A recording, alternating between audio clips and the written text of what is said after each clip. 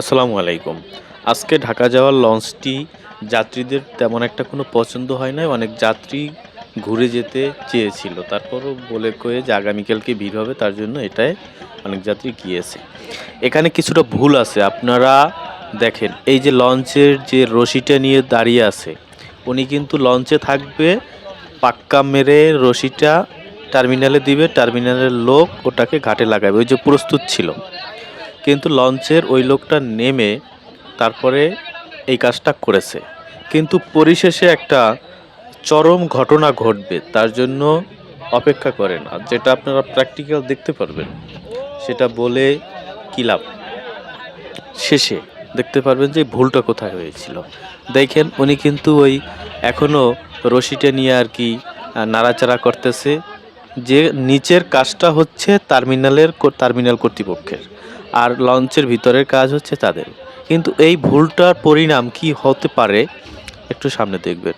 যাই হোক, লঞ্চটি অন্য একটা লাইনে চলে, সেটা এখন এই মুহূর্তে বরগুনা টু বরিশাল লাইনে দিয়েছে। এটা আমতলীর লাইনে চলতো।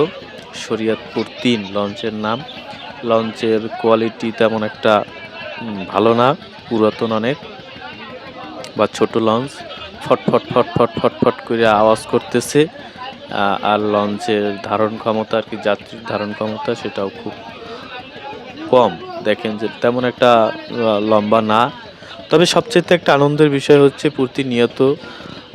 প্রতিনিয়ত আমরা লক্ষ্য করে দেখছি বা লক্ষ্য করে যাচ্ছি যে লঞ্চ টার্মিনালে ভিড়বে বা ঘাট দেওয়া এবং ছেড়ে যাওয়া, যাত্রী কীভাবে ওঠে নামে, এই বিষয়গুলো দেখতে অনেক মানুষ খুব পছন্দ করে।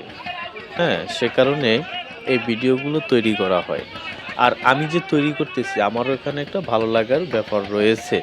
আমি ভিডিও তৈরি করতে, ভিডিও এডিট করতে, এগুলো করতে আমি মোটামুটি কায়দায় আমি ভালো মনে করি। সে কারণে এই কাজগুলো আমি করে থাকি। তো এখন এই লঞ্চটির যাত্রী ওঠানামা এক পর্যায়ে শেষ হয়ে গেছে। এখন লঞ্চটি ব্যাগার দেওয়ার অবস্থানে চলে আসছে। এখন সেই কাঙ্ক্ষিত ভুলটি কি কোথায় হচ্ছে সেটা দেখবেন। লঞ্চের টার্মিনালে দেখেন যে লঞ্চের লোক, এই যে দেখেন এই এখান থেকে ছুটাই দেবে কিন্তু লঞ্চের লোকে, সরি ঘাটের লোকে, কিন্তু লঞ্চের লোক নাইমাত ওইটারে ছুটাইতেছে। এখন রশিটা পানিতে পড়ে ভিজে গেছে। দেখেন কি ভুলটা করছে। ওই যদি লঞ্চের টার্মিনালের রশি ছুটিয়ে দেয় তাহলে লঞ্চ ছাইড়ে যাবে, তাহলে ও লঞ্চে যাবে কিভাবে?